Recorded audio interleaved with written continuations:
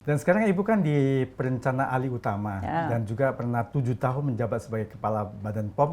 Kira-kira melihat Badan POM sekarang ini, apalagi yang perlu dievaluasi supaya bisa menjadi Badan POM lebih bagus lagi ke depan?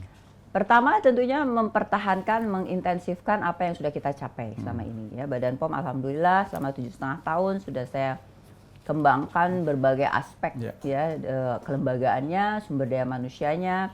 Kita sudah mendapatkan jumlah kantor unit pelaksana teknis yang tadinya hanya di ibu kota provinsi, 34 ibu kota provinsi, kita sudah ditambah sejak 2019 itu bertambah 40 kota kabupaten. Tapi kan tentunya kualitasnya harus terus meningkat. Yang tadinya loka levelnya eselon 4 kita tingkatkan terus jadi balai besar gitu ya di tempat-tempat tertentu.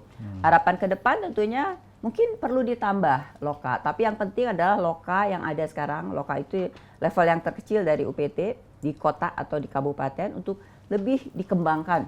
Prasarana harus dilengkapi, sumber daya manusia dilengkapi.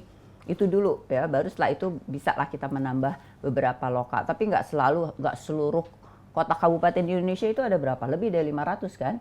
Nggak mungkin lah kita punya kota di seluruh kota kabupaten. Hanya beberapa region, situ bisa scope of pengawasannya bisa diperluas di beberapa. Satu tempat bisa beberapa kota kabupaten, misalnya 3-4 kabupaten, itu tergantung provinsi atau pulau masing-masing. Kemudian juga banyak program-program yang diintensifkan, terutama program-program untuk yang langsung berhubungan dengan masyarakat. Misalnya juga keberpihakan kita untuk UMKM ya, untuk local economy ya, untuk UMKM bagaimana mereka bisa memenuhi standar sehingga bisa dapat izin dari Badan POM. Karena kan kalau produk dapat izin Badan POM gitu ya, izin Badan POM itu kan berarti distribusi mereka bisa masuk ke kemana saja tapi susah nggak mendapatkan izin ini? Karena banyak masyarakat belum paham nih cara mendapatkan izin ini bagaimana. Harusnya sih nggak sulit, tapi tentunya tergantung produknya. Kalau obat ya jelas aja beda ya. Kalau obat itu karena obat, jadi dia harus ada uji klinik dulu sebelumnya, terus ada proses-proses evaluasi yang tentunya yang ketat. Kandungan tertentunya nggak boleh obat loh. Ya, karena ini batas. berhadapan dengan manusia yang sakit, jadi harus hati-hati. Harus efikasinya harus tepat. Jadi itu ada prosesnya sendiri. Kemudian ada kosmetik, ada herbal, ya, ada obat tradisional, ada pangan. Itu tentunya level ketatnya standar beda-beda ya. Tapi tentu aspek keamanan itu menjadi penting ya. Aman bahwa orang yang mengkonsumsi aman. Kemudian kualitasnya dan tentunya manfaatnya. Itu ada caranya, ada standarnya masing-masing. Dan ada keberpihakan kita kepada UMKM. Keberpihakan itu adalah tentunya percepatan dalam memberikan izin ataupun juga kita berikan training khusus ya. Jadi istilahnya adalah jemput bola gitu ya. Jadi benar-benar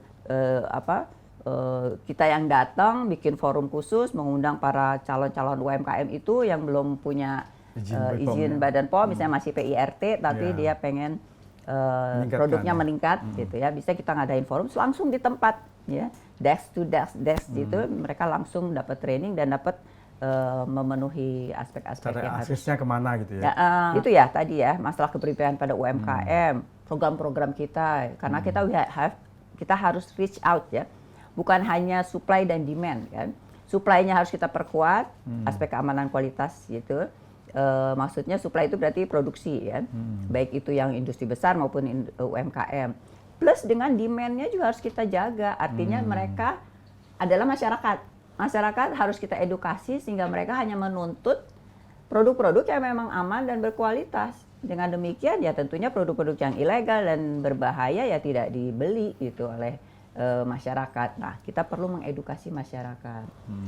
Sehingga banyak program-program yang namanya komunikasi informasi edukasi KIE pada masyarakat. Itu biasanya untuk lebih memperluas coverage atau menyentuh banyak pihak, kita kerjasama dengan kelompok-kelompok masyarakat gitu ya. Waktu zaman saya itu kita banyak MOU kerjasama, pendatang kerjasama untuk mengedukasi masyarakat. Nah, tadi Ibu ada singgung sedikit tentang yang produk ilegal ya. Kan sekarang kita tahu banyak produk baik itu kosmetik, obat-obatan atau makanan yang diimpor dari luar negeri, belum ada izin BPOM-nya, tapi sudah beredar di masyarakat. Itu gimana tindakan ataupun pengawasan dari Badan POM? Ya.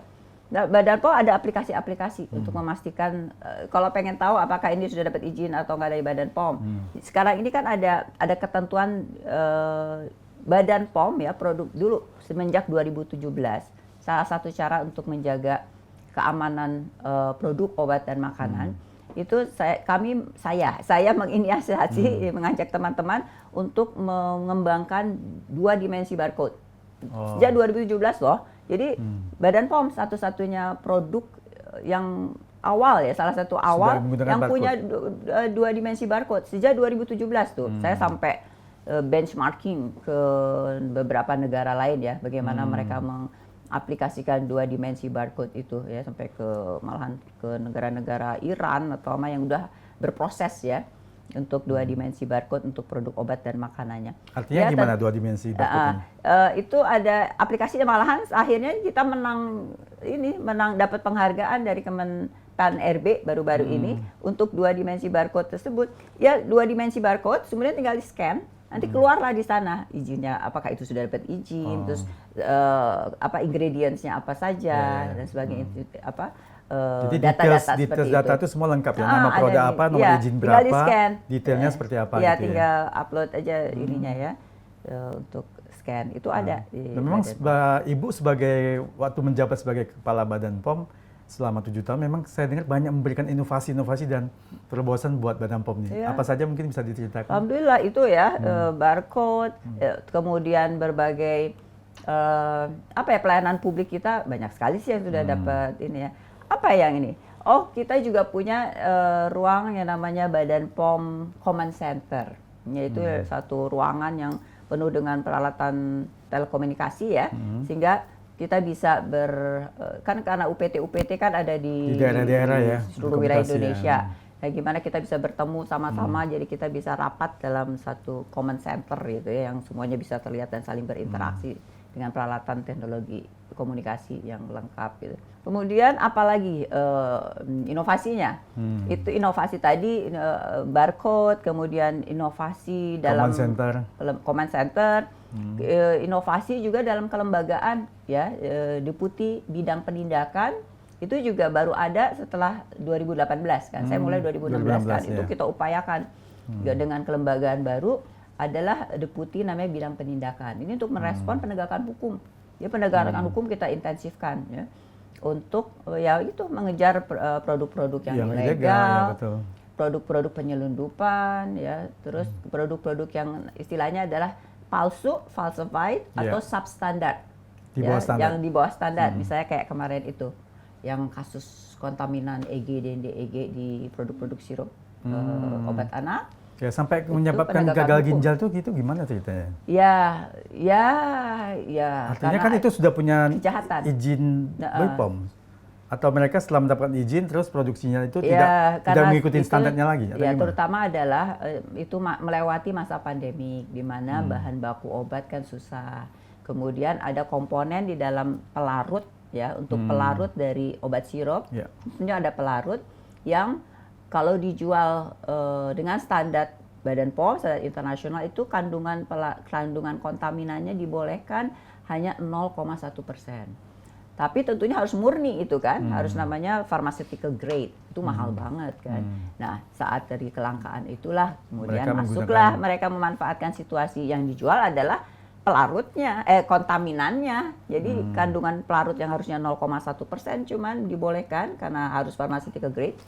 Ini 99% pelarutnya. Dan dia menggunakan jenis yang lain, yang lebih murah. Yang chemical grade. Jadi grade untuk industri, misalnya untuk cat, kandungan pelarut bukan cat, untuk konsumsi makanan obat, lagi. yang tentunya harusnya mahal sekali.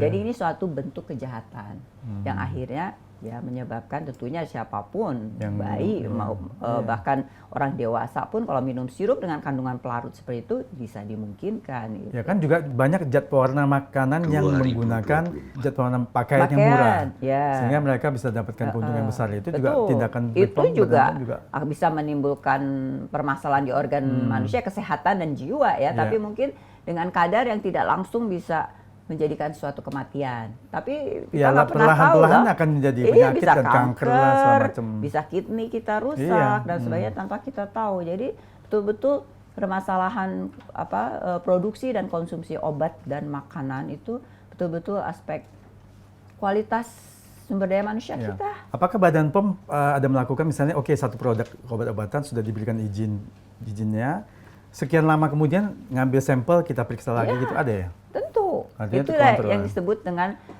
post market evaluation. Jadi ada pre-market, itu pre-market itu sebelum dapat izin. Itu kan di evaluasi pre-marketnya, standar-standarnya apakah memenuhi, baru dikasih izin. Setelah itu kita ikutin dengan namanya post market surveillance. Jadi sampling aja diambil, sampling. Iya, masalahnya itu kita nggak bisa semuanya ya, namanya juga produk berjuta-juta. Tapi sampling, dan utamanya sebetulnya juga ya kembali lagi konsumen yang mesti hati-hati ya dalam membeli produk dan mengkonsumsi dan melaporkan kalau ada satu masalah segera. Cuman masalahnya di lokal kita ini banyak obat palsu ya, soalnya dijual murah-murah segala macam.